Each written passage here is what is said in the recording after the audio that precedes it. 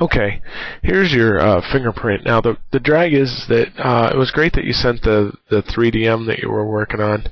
There was no image in there, so to try anything in matrix art for me, I didn't really have an image. So what I did is I screen captured the image that was placed in the background bitmap.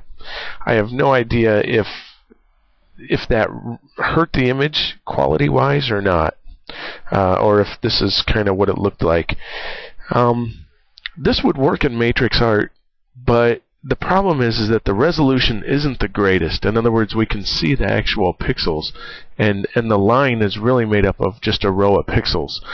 And that's a drag because the resolution, what you see is what you get. So if a major part of the design is just a pixel, then we don't have enough resolution to really make a good, smooth image. Ideally, you would have a scan or a digital photograph of the fingerprint that would have a lot of information. And the same thing goes with faces too. People try to do a face in matrix art, and the image, let's say, is 400 by 300 pixels.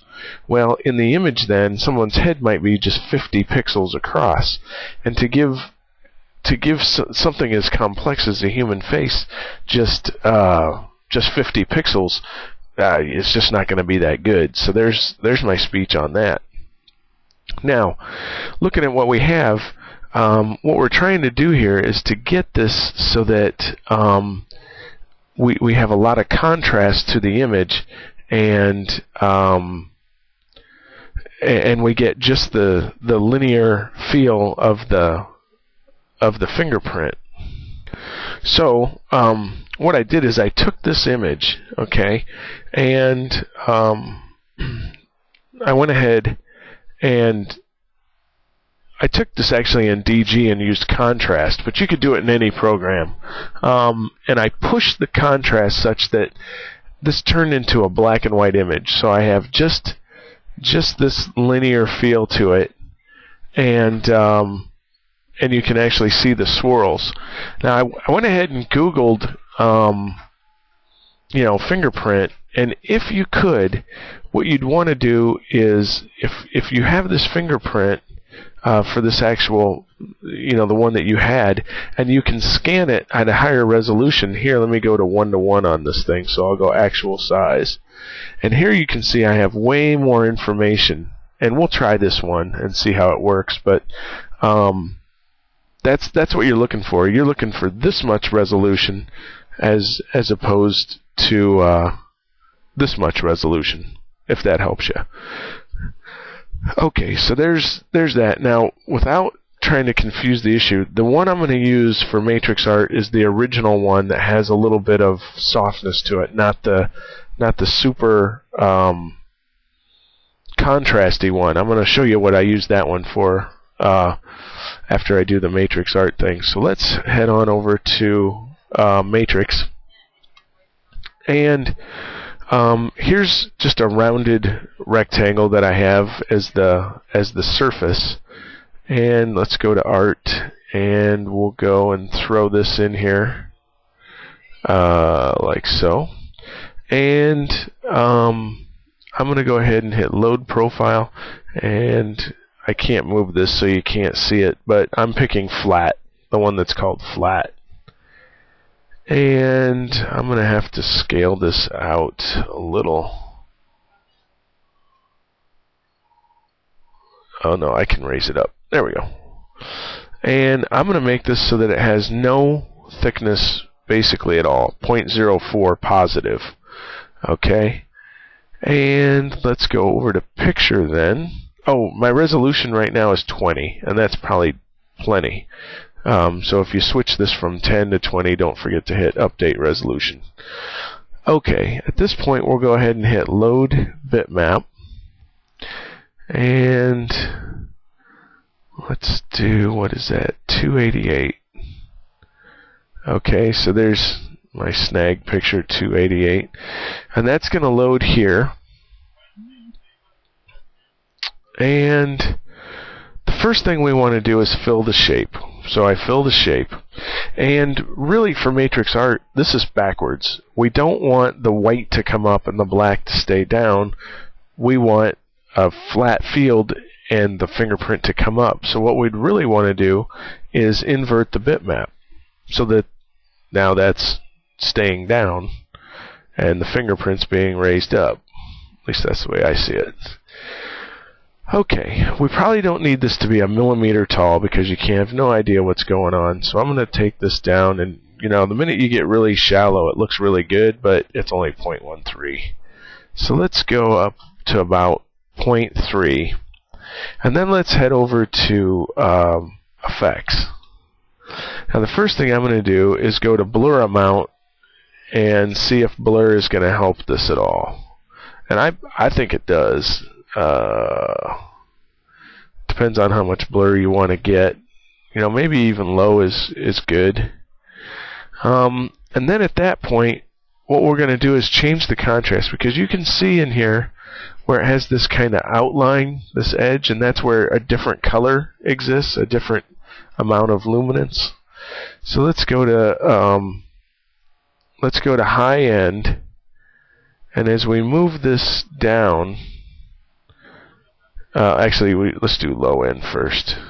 As we pull the low end up, you can see that goes away because we're averaging the pixels on that up to a certain level, and that's eating up. It's like a water line. If we keep going, we're going to fill it up, fill it up, fill it up until it goes away. Okay, so I'm just going up high enough to take care of that low end kind of jitter there. Then we'll go to the high end, and as we pull it down, we start to average the top end. Now, of course, that's too much, but we want to just start to eat into that like so. There, in matrix art, is the best chance that we have of getting a fingerprint just from the artwork that we have. And at this point, we would hit Create Mesh, and let's use this shade method here. And so there you go with a fingerprint like so. Okay, so there's round one. Let's see. Let's go ahead, and I'm going to squeeze this a little bit. Alright, so now let's put this one in. And okay, and let's go here, and we'll go picture, browse. I think that's Snagit 290, the latest one. And you can see it's a much higher res image. We will invert the bitmap and fill the shape and take the resolution down, and you can tell we're already much better. And come over here to effects, high-end contrast. Let's see, low end as well.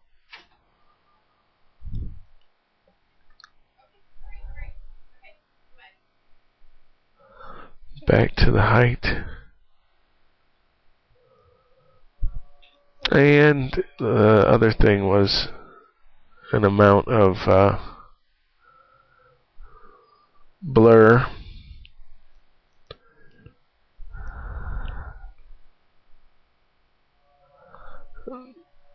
There we go.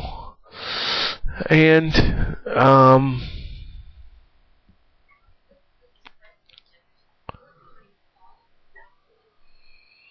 that's pretty good there. So we can hit Create Mesh and wait for that.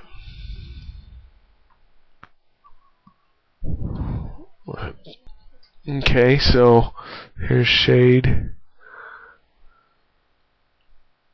And that would mill out. That would mill out great. You know, we got nice valleys, very defined. Could be taller too if you wanted, but that would mill out like a champ. The last thing is a much more convoluted way of doing this, and it involves there's a website that traces vector art. Okay, well basically the other way that I did this is that I took the original image that you had, this one, and I pushed the contrast so it looked like this. And then I took it into this Vector Magic program, which you can find a link to this on the forum in the where is it? It's in the section here, I'll just go to it. General post section, including wacky stuff. This one, changing BMP to vector. Okay, this is a neat program. So anyway, it's on the forum, and here's the result of that after you tweak it in that software. Basically, this is a screen capture from it, and so this is all traced. So if we go back to Matrix, okay, let's go ahead and, you know what, I'm gonna put this turned out really pretty good. Let's put that in there. There we go. Alright, close that, and I think I have. Okay, so if we open up, I have this saved already, but here's the vector image file, and you can see this is all traced. This is all all vectors, and I guess it did okay.